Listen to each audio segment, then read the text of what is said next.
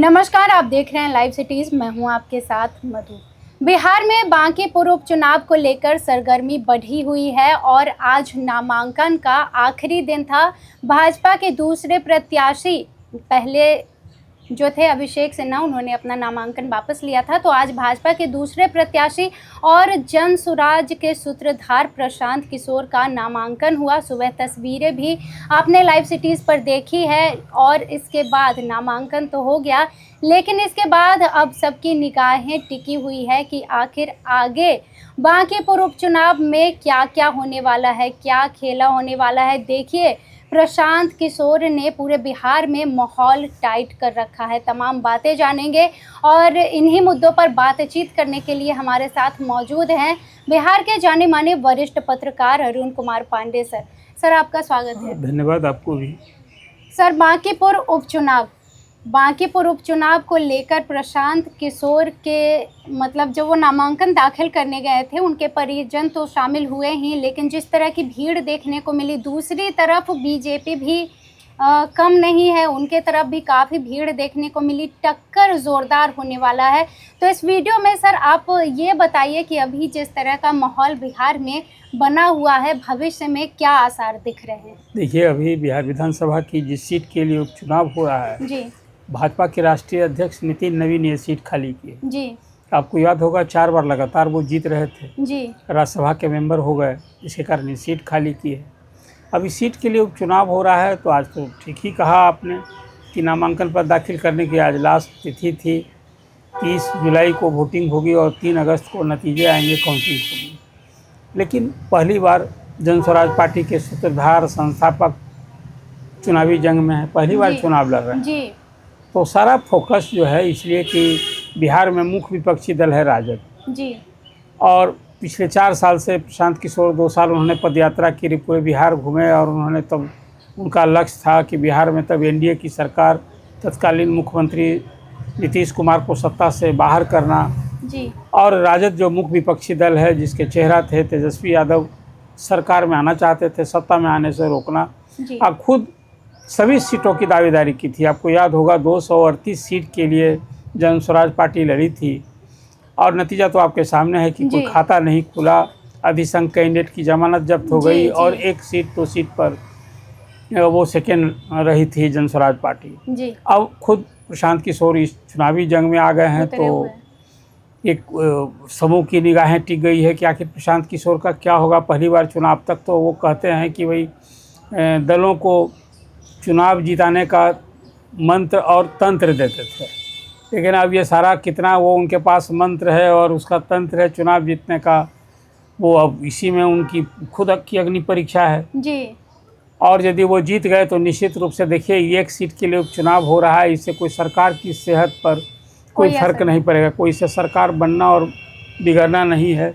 लेकिन प्रशांत किशोर यदि जीते तो निश्चित रूप से एक बड़ा राजनीतिक बदलाव अब बिहार की राजनीति में और देश में भी एक मैसेज जाएगा कि भाजपा के राष्ट्रीय अध्यक्ष ने सीट खाली की थी और वो सीट जो 4 बार जीत रहे थे, उसके पहले उनके पिताजी नवीन किशोर सिन्हा इस सीट से जीतते थे। जी।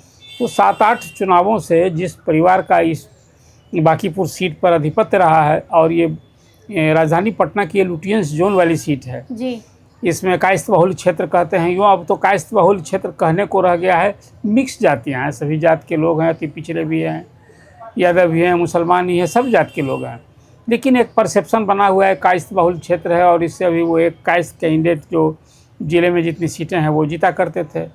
तो एक बड़ा सवाल जो आप कह रहे हैं, आज अपनी पत्नी, उनके बेटे थे और बड़ी संख्या में कार्यकर्ता के साथ। देखिए, ये तो एक शो होता है। जब भी किसी कैंडिडेट का नॉमिनेशन होता है तो नॉमिनेशन के दिन तैयारी करता है, अपने समर्थकों को बुलाता है। इससे कोई भीड़ जुटाई गई भीड़ इसको कहिए, इससे कोई किसी का क्या बनेगा चुनावी माहौल, जनता कितना आकर्षित होगी, एक बड़ा सवाल है। जी। अभी तो चुनाव प्रचार हो, इसके पहले डोर टू डोर कैंपेन, पदयात्रा, सब कुछ प्रशांत किशोर तो कर ही रहे हैं। सबसे पहले राजद की कैंडिडेट रेखा गुप्ता ने नॉमिनेशन दिया, जो पिछले चुनाव में सेकंड थी, उनको लगभग 46-47 हज़ार वोट आए थे। जी। और नितिन नवीन को 98,000, लगभग 99,000 वोट आए थे। जन स्वराज पार्टी की जो मैं चर्चा कर रहा हूँ, उनको 7,000 वोट आया था और जमानत नहीं बची थी, जमानत जब्त हो गई थी। अब तो ये सवाल है कि पार्टी की साख प्रशांत किशोर की ही साख दाव पर है। जी।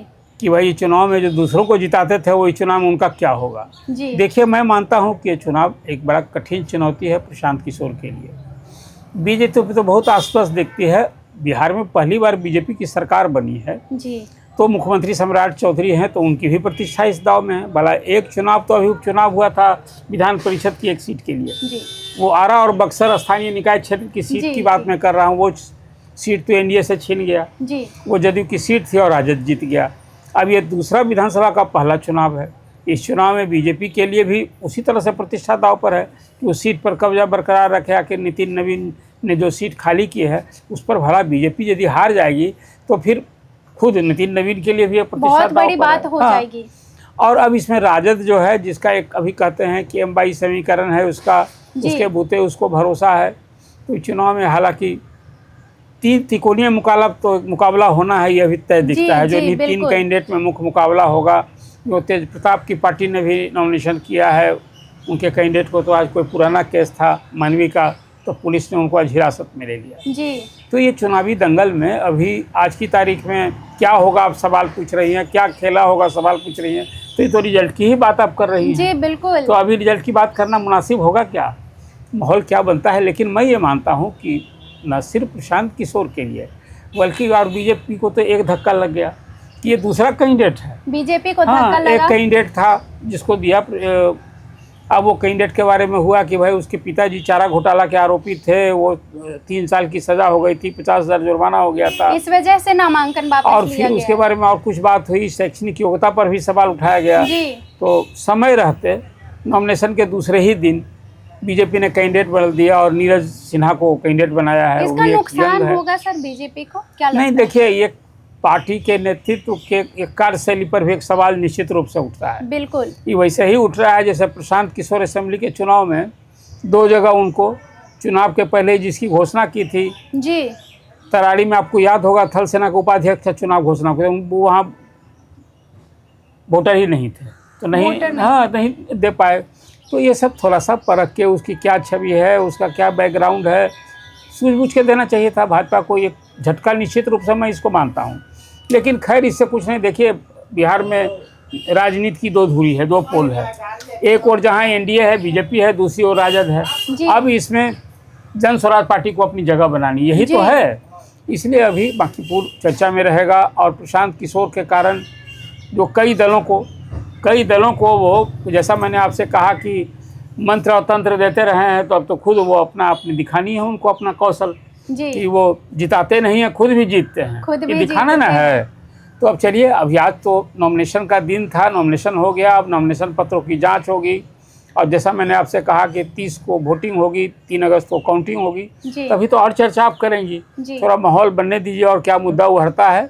फिलहाल ये लगता है कि ये त्रिकोणीय मुकाबला है और इसमें प्रशांत किशोर मेन फोकस में रहेंगी। प्रशांत किशोर सबों की लाई प्रशांत किशोर से। प्रशांत किशोर अभी तो उनकी पार्टी 3rd थी, अब 2nd बनना और जीतना, यही ना है जी। तो अब देखिए, थोड़ा इंतजार कीजिए। लेकिन आज प्रशांत किशोर ने चुनावी जंग में कूद करके खुद एक अपने लिए बड़ी चुनौती ले ली है। अपने लिए चुनौती ले ली है, बिल्कुल। अगर नहीं जीत पाए तो अभी अगर और मगर बात होनी चाहिए जी। तो तमाम बातें तो आपने सुनी है। देखिए, प्रशांत किशोर भी मैदान में हैं और बीजेपी ने प्रत्याशी क्यों बदला और क्या नुकसान हो सकता है बीजेपी को, तमाम बातें आपने सुनी है। तो ऐसे ही चर्चाएं लाते रहेंगे। बांकीपुर उपचुनाव पर जो भी होगा वो आप तक पहुंचाते रहेंगे। जुड़े रहें हमारे साथ। आप भी सर हमारे साथ, आपका भी जुड़ने के लिए धन्यवाद। आप देखते रहें लाइव सिटीज़। तमाम खबरों के लिए बहुत धन्यवाद।